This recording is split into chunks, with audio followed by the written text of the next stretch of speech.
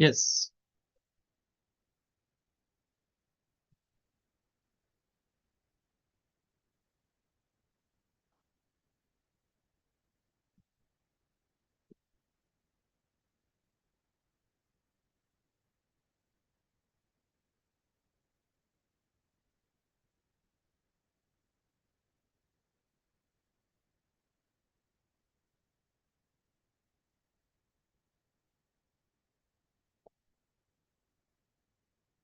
Okay, चलिए start करते हैं। यूरिनरी ब्लैडर, जिसके बारे में ऑलरेडी हमने कल व्हाट्सएप में डाला था कि क्या है। अभी कुछ इंटरनल ऑर्गन है जिसके बारे में हम लोगों को जानना बाकी है, तो उसको हम लोग जानेंगे बारी बारी से। इस- तो आज देखिए, सबसे पहले क्या है, मूत्राशय एक खोखला पेशीय अंग है। पेशीय यानी वो मांसपेशी का बना हुआ अंग है, जो किडनी से आने वाले यूरिन को स्टोर करता है, और जब समय आता है तो इसे यूरिन के माध्यम से बाहर निकलने में मदद करता है। इसके बारे में पहली बार बातचीत हो रही है, इसीलिए हम चाहेंगे कि थोड़ा सा ध्यान से इसके बारे में सुने। इसका पोजीशन कहाँ होता है? इसका पोजीशन होता है पेट के निचले हिस्से में, जिसको पेल्विस बोलते हैं। और इसकी क्षमता क्या होती है? 300 to 500 ml यूरिन इसको स्टोर करने की कैपेसिटी होती है। और इसका जो एनाटॉमी होता है, संरचना होता है, वो क्या होता है? एपेक्स मूत्राशय का ऊपरी अग्रभाग होता है। फिर उसकी बॉडी होती है, जो मुख्य और बड़ा भाग होता है। इसके बाद बेस होता है, जो पीछे की ओर स्थित होता है। और इसका नेक होता है, जो नीचे की तरफ होती है, और काफी ज्यादा छोटी होती है, पतली होती है, जो मूत्राशय में खुलती है। इसका तीन मुख होता है, तीन ओपनिंग एरियाज होते हैं। दो यूरेटेरिक ओरिफेसिस, जो यूट्राशय से यूरिन को कैप्चर करता है। और दूसरा होता है इंटरनल यूरेथ्रल ओरिफिस, जिसके निदान के लिए मूत्रमार्ग उद्घाटित करती है। अब इसका जो वॉल होता है, उसकी जो कंस्ट्रक्शन होती है, स्ट्रक्चर होता है, उसके बारे में बात करते हैं। इसका जो इंटरनल लेयर होता है, उसको ट्रांजिशनल इपिथेलियम बोलते हैं, जो फैलने पर चिपटा और खाली होने पर गोल रूप ले लेती है। काफी ज्यादा कॉम्प्लेक्स चीज नहीं है, इसको हम लोग आराम से समझ सकते हैं। जो इंटरनल उसका लेयर होता है, वो फैलने पर चिपटा हो जाता है। जब ज्यादा फैलेगा तो चिपटा होगा, और जब खाली हो जाएगा तो फूल जाएगा। जैसे ये है, फैलने पे चिपटा हो गया, और खाली हुआ तो ये ऐसे गोल हो गया। इस तरह से होता है। इसके बाद है मस्क्यूलर लेयर। ड्यूट्यूसर मांसपेशी मूत्राशय को सिकुड़ कर मूत्र निकालने में मदद करता है। और जैसे कैप्चर, जैसे टूथपेस्ट है, टूथपेस्ट को जब हम निकालते हैं तो क्या करते हैं, हल्का सा उसको पुश करते हैं। तो पुश करते हैं तो क्या होता है, वो टूथपेस्ट बाहर चला जाता है। उसी तरह से यूरिनल ब्लैडर भी होता है। जब वो यूरिन को डिस्चार्ज करता है तो वो क्या होता है, अंदर की तरफ प्रेस करता है, और फिर वापस अपनी जगह आ जाता है। इसका जो बाहरी स्ट्रक्चर है, उसको बोलते हैं एडवेंटिया या सीरोसा। अब लोग ट्राइगोन के बारे में पढ़ेंगे। तीन मुख के बीच त्रिकोणाकार क्षेत्र संवेदनशील और मूत्राशय में पूर्णता का संकेत भेजता है। इसका जो कार्य है वो हम सारे लोगों को पता है। यूरिनरी ब्लैडर का जो वर्क है वो क्या है? इसका सबसे पहला वर्क है स्टोरेज। डेट्रासार मांसपेशी आराम की स्थिति में होता है, ताकि वहां पर यूरिन स्टोर हो सके। दूसरा क्या है? वाइडिंग, जिसको मिक्चुरेशन बोलते हैं, यूरिन का फ्लो होना। जब भरावट संकेत भेजती है तो ड्यूटेसर सिकुड़ती है और स्फिंक्टर्स खुलते हैं। दिमाग में मैसेज आता है कि हमारा यूरिनरी ब्लैडर भरा हुआ है, और उसको खाली करना है। इसके बाद क्या है, सिंपैथेटिक्स जो एक्टिविटी है, यूरिनरी ब्लैडर को ढीला और स्फिंक्टर्स को बांधा रखता है। इसके बाद मानव मस्तिष्क के पॉन्स हिस्से में मिक्यूसिशन सेंटर स्थित होता है, जो इन संकेतों को नियंत्रित करता है। कभी कभी आप देखते होंगे कि हम लोग जब नींद में भी रहते हैं, आराम से कहीं पे टीवी देख रहे होते हैं, या फिर आप सोए रहते हैं, फिर भी अचानक देखते हैं कि कहीं पे मच्छर काटता है तो फटाक से हाथ चला जाता है उस पे, और कभी कभी मच्छर भर भी जाता है। तो हमारा जो न्यूरो सिस्टम है ना, वो काफी ज्यादा एक्टिव होता है। जब हम सो रहे होते हैं उस वक्त भी वो एक्टिव होता है। तो यूरिनरी ब्लैडर जो है वो उस समय भी काम कर रहा होता है जिस समय हम सोए रहते हैं। इसीलिए रात में जब यूरिन फिल होती है तो हम लोग उठते हैं और वॉशरूम जाते हैं। तो ये काम कौन करता है? ये इसका जो न्यूरो सिस्टम है वो काम करता है। जब कुछ लोगों की तबीयत खराब होती है और कुछ लोग जब वयस्क हो जाते हैं, अब बहुत ज्यादा ओल्ड एज में चले जाते हैं, सीनियर सिटीजन हो जाते हैं, तो ये जो न्यूरो सिस्टम है ना उनका गड़बड़ा जाता है। इसीलिए परेशानी होती है। आप देखते होंगे कि उन लोगों को पता ही नहीं चलता है कि कब उनका यूरिन डिस्चार्ज हो गया।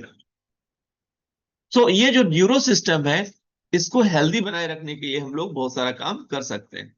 कभी कभी ये परेशानी, ये जो प्रॉब्लम है, जो अल्कोहलिक लोग होते हैं उनको भी होता है।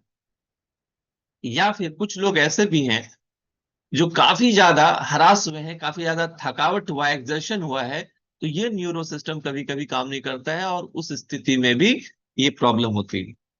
इसमें कॉमन कंडीशन क्या है, प्रमुख इसमें जो समस्याएं हैं वो क्या आती है? उसमें सबसे पहले है सिस्टिटिस, साइस्टिटिस, जिसको यूटीआई बोलते हैं।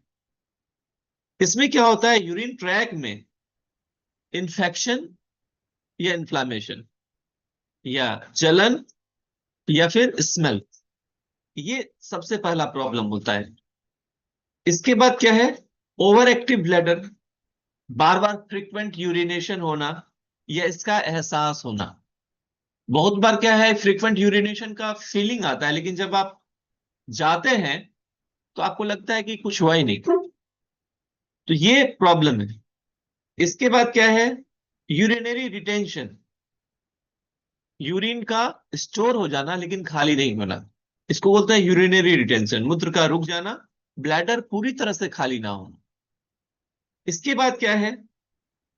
हेमट्यूरिया, कभी कभी यूरिन में ब्लड का आना। और इन्फेक्शन, ये सिम्टम है एक गंभीर बीमारी जिसको कैंसर आप लोग बोल सकते हैं। इसके बाद है ब्लैडर स्टोन्स, मूत्र में क्रिस्टल जम जाना, छोटे छोटे क्रिस्टल जम जाना, और यूरिन वाले सिस्टम में दर्द होना। इसके बाद ब्लैडर कैंसर भी हो सकता है। यूरेथेरियम कोशिकाओं में वृद्धि और ट्यूमर के लक्षण, अगर बार बार पेशाब हो रहा है, पीठ में या पैल्विक में दर्द हो रहा है, तो वो उसका लक्षण हो सकता है। इसके लिए क्या ट्रीटमेंट हम लोग कर सकते हैं? इसके लिए सबसे बढ़िया ट्रीटमेंट है यूरिन एनालिसिस। जो इन्फेक्शन जिनके अंदर है उनके यूरिन का और ब्लड का टेस्ट होता है, जिस टेस्ट से उनके प्रॉब्लम के बारे में पता चल जाता है। इसके बाद है सिस्टोस्कोपी। सिस्टोस्कोपी एक ऐसी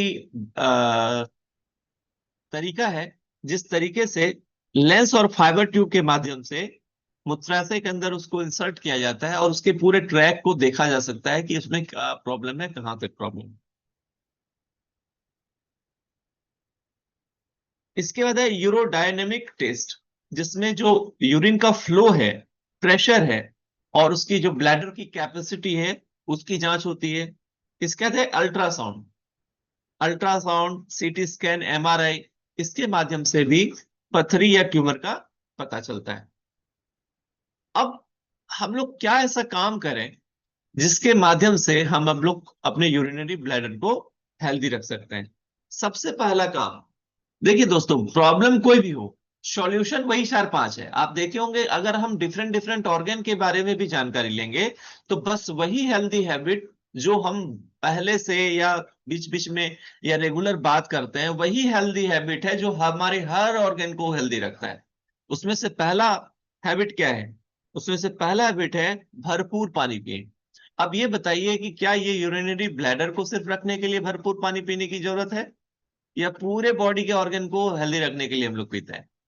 तो सबसे पहले भरपूर पानी पिए। 1.5 से 2 लीटर रिकमेंडेशन है कि अगर हम लोग इतना पीते हैं तो हमारे ब्लड में कोई प्रॉब्लम नहीं है। लेकिन हम और आप जानते हैं कि एक स्वस्थ इंसान को कम से कम 3 से 4 लीटर पानी अवश्य पीना चाहिए। इसके बाद है यूरिन को रोक के नहीं रखना है। बहुत सारे लोग, खास करके फीमेल्स में, ये प्रॉब्लम होता है कि वे कहीं भी ट्रेवल करती हैं या फिर कहीं वर्क प्लेस पे जाती हैं, तो वो पानी कम पीती हैं या फिर यूरिन को काफी ज्यादा रोक के रखती हैं। जो लोग टेबल वर्क में हैं, जो पब्लिक वर्क में है, जहां पर लोग लाइन लगा के खड़े हैं और वहां पर कुछ ना कुछ काम हो रहा है, तो वहां पर लोग वॉशरूम नहीं जा पाते हैं। इस वजह से वो प्रॉब्लम होती है। तो नियमित मूत्र का त्याग करें, तुरंत ना करें, लेकिन मूत्राशय को अच्छी तरह से खाली करें। ब्लैडर को पूरी तरह से क्लीन करना, अनलोड करना काफी ज्यादा जरूरी है। इसके अलावा कीगल एक्सरसाइज। कीगल एक्सरसाइज आप यूट्यूब पे डालेंगे तो Kegel exercise, what is Kegel exercise, तो डालेंगे तो उसमें एक्सरसाइज आएगा। वो एक्सरसाइज आपके पेल्विक फ्लोर को स्ट्रांग बनाता है, पेल्विक फ्लोर को। और वो जो पेल्विक फ्लोर है, ये जब आपका स्ट्रांग बनेगा, तो ये आपको असंयम में मदद करेगा। ये आपके यूरिनरी ब्लैडर को हेल्दी रखने में हेल्प करेगा। इसके बाद क्या है, इन्फेक्शन से बचिए। साफ सफाई का ख्याल रखेंगे, संक्रमित समय पर चेकअप करेंगे। अगर कोई इन्फेक्शन हुआ है तो फटाक से चेकअप करवा लिया। इसके बाद क्या है, अपने खान पान को सुरक्षित रखिए। जंक फूड या फास्ट फूड या बाहर का खाना या फिर जो भी ज्यादा ऑयली फूड हो गया, ये सबको अवॉइड कर सकते हैं। इससे क्या होगा, हमारा शरीर हेल्दी रहेगा। और बहुत ही फंटास्टिक चीज कि हम लोग को फ्रूट्स और वेजिटेबल्स को ज्यादा से ज्यादा इस्तेमाल करना चाहिए, क्योंकि इसके अंदर फाइबर्स होते हैं। और वो फाइबर्स क्या करते हैं, हमारे यूरिनरी ब्लैडर को हेल्दी रखने में बहुत हेल्प करते हैं। और इस फाइबर्स का बहुत सारा इस्तेमाल है, जो हमारे डिफरेंट डिफरेंट ऑर्गन के लिए भी बहुत अच्छा है, बहुत अच्छा हेल्दी है। ये सारा चीज करके हम लोग अपने यूरिनरी ब्लैडर को हेल्दी रख सकते हैं। कुछ स्पेशल नोट्स भी है, कुछ खास बात भी है जिसको हम लोग को समझना है। ये है शावर में पेशाब। यह आदत मूत्राशय की आदत बदल सकती है, महिलाओं में संक्रमण जोखिम बढ़ सकता है। इसके बाद है हर्बल ट्रीटमेंट, जैसे कि बलम खीरा। कुछ मामलों में मूत्र पथ समस्याओं में मदद हो सकता है, लेकिन ये चिकित्सा सलाह जरूरी है। इसके बाद सबसे इंपॉर्टेंट चीज है कि आप थोड़ा सा योगा प्राणायाम करें। अगर आप बटरफ्लाई एक्सरसाइज करते हैं, अगर आप वज्रासन में बैठते हैं, अगर आप अनुलोम विलोम करते हैं, डीप ब्रीदिंग करते हैं, इन सब से भी बहुत ही जबरदस्त, बहुत ही अच्छा फायदा आपको इस प्रॉब्लम में मिलता है। तो कुल मिलाकर वही बातें जो बाकी ऑर्गन को हेल्दी रखती है, वही बातें अगर यहां पे भी आप रखें, तो आप यूरिनरी ब्लैडर को हेल्दी रख सकते हैं। और दोस्तों, बहुत सारे जो एडल्ट मेल होते हैं, सीनियर सिटीजन मेल होते हैं, उसमें प्रोस्टेट का भी प्रॉब्लम होता है। कहीं ना कहीं हमारे गलत खान पान और गलत लाइफस्टाइल की वजह से ये प्रॉब्लम होता है। और जब ये प्रॉब्लम होता है तो कोई भी आदमी काफी असहज हो जाते हैं, ट्रेवल करने से झिझकते हैं, घर से बाहर निकलने से झिझकते हैं, किसी मिलने से लोगों से झिझकते हैं। तो ये सिचुएशन सीनियर सिटीजन में ना आए, तो इसके लिए जरूरी है कि अभी से हम और आप इसके बातों को ख्याल रखें, इसके साफ सफाई पे ध्यान रखें, थोड़ा सा योग प्राणायाम पे थोड़ा सा काम करें, ताकि ओल्ड एज में ये प्रॉब्लम नहीं हो। और अगर ओल्ड एज में किसी को ये प्रॉब्लम है, तो सही उपचार लें, सही ट्रीटमेंट कराएं, और एक अच्छे हेल्दी लाइफ को लीड करें। तो ये था आज का सेशन, जो यूरिनरी ब्लैडर के रूप में था। कल हम लोग नए ऑर्गन के बारे में जानेंगे। तीन चार ऑर्गन अभी और बचे हुए हैं, जिसके बारे में हम लोगों को जानना बाकी है। मैं रिक्वेस्ट करूंगा सारे हेल्थ कोच से, जो आपको व्हाट्सएप ग्रुप पे डाला गया है, कुछ बचे हुए इंटरनल ऑर्गन, उसके ऊपर नेक्स्ट वीक हम लोग बात करें, और फिर हम लोग नेक्स्ट वीक में नई चीजों को जानें। तो आज के सेशन को हम लोग यहीं पे ओवर करेंगे। तो फिर मिलते हैं कल। किन्हीं को कुछ सवाल है, कुछ पूछना चाहते हैं? ओके। तो चलिए, आज संडे का दिन है। आज health and well being programme भी है भागलपुर में। अगर आप लोग चाहें, अगर आप लोग इस एरिया में रहते हैं, तो उस health and well being programme में जरूर जाएं। एंट्री फ्री है। जितने नए लोगों को लेके जा सकते हैं उतनी अच्छी बात है। चलिए, बहुत बढ़िया। आप सारे लोगों का दिन शुभ हो। Bye bye everyone.